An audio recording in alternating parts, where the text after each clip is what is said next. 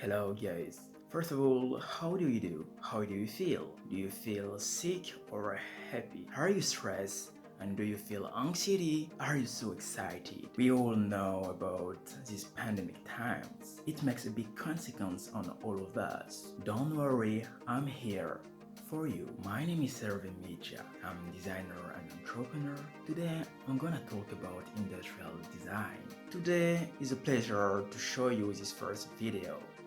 If you are looking for good contents, if you are looking for tutorials and you want to master these skills, 3D modeling skills, sketching skills, drawing skills, if you are wondering yourself how to improve your soft skill and hard skills, how much time you need to become an industrial designer, maybe you want to learn more about industrial design process, maybe you want to improve your confidence, you want to become more consistent, and you don't know in which way to start.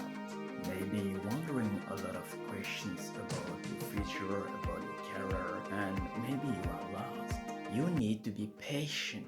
Everything takes time. Maybe you have difficult to find a new job to start your career. Maybe you are afraid about judgments. Maybe you don't find your why. You don't find what you have to do to become better. I believe in you. I believe in your potential. Maybe you don't know what to do in your life, if your life makes sense or not.